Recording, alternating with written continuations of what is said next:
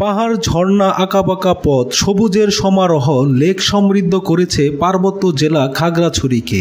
শীত মানেই খাগড়াছড়িতে উপচে পড়া ভিড়। ভোরের কুয়াশায় পাহাড়ের রূপ যেন আরও বৃদ্ধি পায়। ভ্রমণপ্রেমীদের আজকের ভিডিওটিতে দেখাতে চলেছি খাগড়াছড়ি জেলার শীর্ষ দর্শনীয় স্থানসমূহ কোথায় কিভাবে যাওয়া যায়, বিস্তারিত ভ্রমণ গাইড। জানতে ভিডিওটি শেষ পর্যন্ত দেখতে থাকুন। চ্যানেলটি সাবস্ক্রাইব করে রাখবেন পরবর্তী ভিডিও সবার আগে পাওয়ার জন্য। আলোটিলা গুহা। আলোটিলা গুহা খাগড়াছড়ির অন্যতম জনপ্রিয় দর্শনীয় স্থান। এটি আলোটিলা পর্যটন কেন্দ্রে অবস্থিত এক প্রাকৃতিক গুহা। এটিকে দেবতার গুহাও বলা হয়ে থাকে। যারা রোমান্স পছন্দ করেন তাদের দারুণ লাগবে এই গুহা। আলো প্রবেশ করতে পারে না বিধায় গুহাটি খুব অন্ধকার ও শীতল। এজন্য ভেতরে প্রবেশ করতে টর্চ লাইট বা মশাল জ্বালিয়ে নিতে হয়। কর্দমাক্ত ও পিচ্ছিল এই গুহায় মশাল জ্বালিয়ে প্রবেশ করলে দারুণ এক অনুভূতি হবে।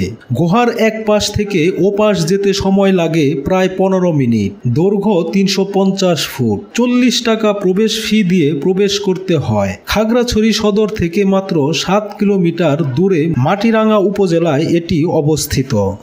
রিসাং ঝর্ণা। আলোটিলা গুহার খুব কাছেই রিসাং ঝর্ণা অবস্থান, মাত্র 3 কিলোমিটার দূরে। এই ঝর্ণার কাছেই আবার আরেকটি ঝর্ণা আছে, যার দূরত্ব 200 গজও হবে না। প্রায় 30 মিটার উঁচু পাহাড় থেকে আছড়ে পড়া পানি দেখলেই পানিতে নামতে ইচ্ছে করবে। শরীর জুড়িয়ে নিতে ইচ্ছে হবে ঝর্ণার প্রবহমান ধারায়। খাগড়াছড়ি সদর থেকে ঝর্ণার দূরত্ব 11 কিলোমিটার। আসা যাবে বাস বা প্রাইভেট কার অথবা স্থানীয় যানবাহনে।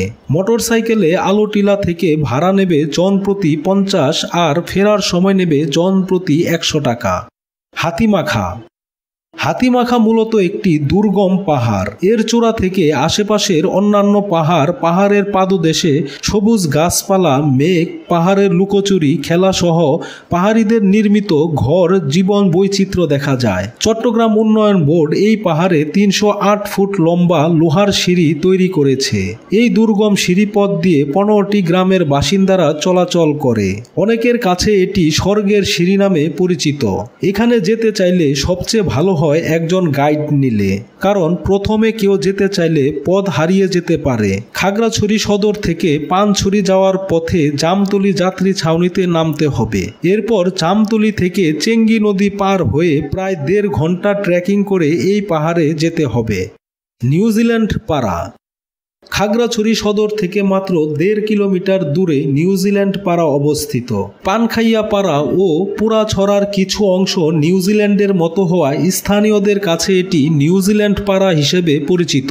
এমনকি পানখাইয়া পাড়া থেকে পুরাছড়া গ্রামে যাওয়ার রাস্তাটির নামকরণ স্থানীয়রাই করেছেন নিউজিল্যান্ড সড়ক নামে। সমতল ভূমিতে সবুজ শস্যক্ষেত, সাদা মেঘের ভেলা ও পাহাড় মিলে দারুণ এক প্রাকৃতিক ল্যান্ডস্কেপ এই স্থানটি। ভিরাম এই প্রকৃতিতে চোখ রাখলে চোখ জুড়িয়ে যাবে। মহামায়া লেক। পার্বত্য জেলা খাগড়াছড়ির পানছড়ি উপজেলার ভাইবোন ছড়ার কংচাংরি পাড়ার মায়াবিনী লেক অবস্থিত।